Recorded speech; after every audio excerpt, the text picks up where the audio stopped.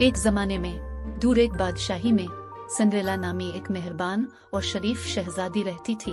वो king master Yamin और मलिका Eleanor की प्यारी बेटी थी, जो अपनी सखावत और हमदर्दी के लिए पूरी दुनिया में मशहूर थी। सिंड्रेला की माँ को गुजरे बहुत साल हो चुके थे। इसके पापा ने ही इसे पाल पोस कर बड़ा किया। जिंदगी ने इस वक्त बदतर मोड़ लिया जब सिंड्रेला के पापा ने दूसरी शादी कर। इसकी सौतेली माँ और 2 सौतेली बहनें सिंड्रेला के घर में ही रहती थी। इसकी सौतेली माँ सिंड्रेला की खूबसूरती और मेहरबानी से हसद करती थी और उसने इसे अपने घर में नौकर बनने पर मजबूर किया। एक दिन किसी काम के सिलसिले में सिंड्रेला के पापा को लंबे सफर पर जाना पड़ा और यही वो दिन था जब इसकी सौतेली माँ और बहनों ने इसकी जिंदगी जहन्नम बना दी। मुश्किलात के बावजूद सिंड्रेला लचकदार और पुरुम्मीद रही। इसे अपने महल के चूहों की सोहबत में सुकून मिला, जो उसके वफादार दोस्त बन गए थे।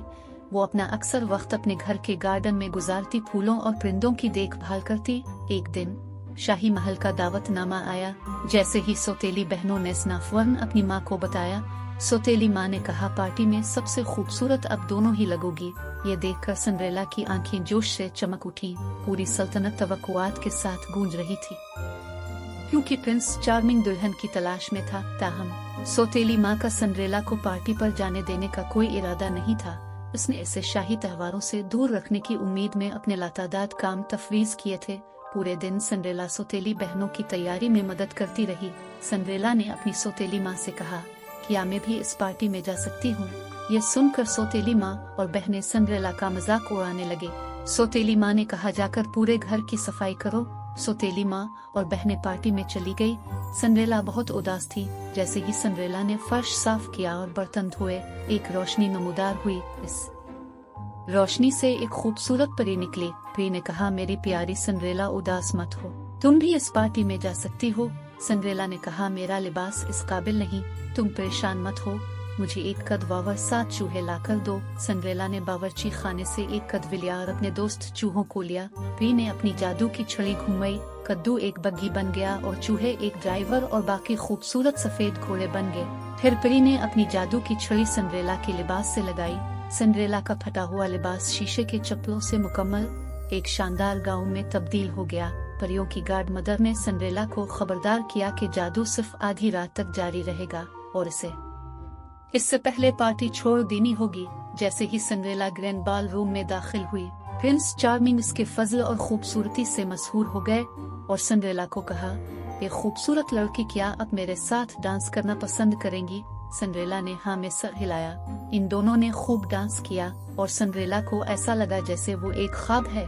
ताहम जैसे ही घड़ी आधी रात को बज रही थी, सिपरी की नसीहत याद आ गई। वो प्रिंस को वही छोड़ के भागने लगी। जब वो महल की सीढ़ियां उतर रही थी, इसका एक जूता वही छूट गया। इसे अपने शीशे की एक चप्पल छोड़कर भागना पड़ा। अगले दिन प्रिंस चार्मिंग इस पुरस्कार शहजादी को तलाश करने के लिए निकला, जिसने इस के दिल को पकड़ लिया था। पूरी सल्तनत जोश व खुरूश से भरी हुई थी और यहाँ तक कि इसकी सौतेली माँ और उसकी बेटियां भी शीशे की चप्पल आजमाने के लिए बेचैन थी।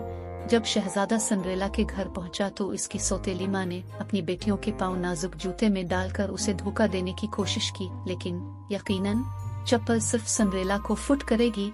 जब सिंड्रेला ने जूता पहना, इसे बिल्कुल फुट आया। प्रिंस चार्मिंग ने इसे शहजादी के तौर पर पहचाना और वो खुशी से दोबारा मिल गए। सिंड्रेला की हकीकी शनाख्त की खबर पूरी ममलकत में फैल गई और किंग मास्टर यमीन इसे अपनी बेटी के तौर पर वापस खुश आमदीद कहते हुए बहुत खुश हुए। इसकी सौतेली माँ और उसकी बेटियां, जिसने सिंड्रेला के साथ इतना जालिमाना सलूक किया था, उसने उनके अमाल के नताइज सीखे। सिंड्रेला ने अपने सौतेले खानदान को मुआफ कर दिया और एक हैरान कुन मोड़ में वो भी मेहरबान अफराद में तब्दील हो गए। बादशाही ने सिंड्रेला और प्रिंस चार्मिंग की शादी का जश्न मनाया और वो मोहब्बत और हमदर्दी के साथ बादशाही पर हुकूमत करते हुए हमेशा खुशी से रहते लगे।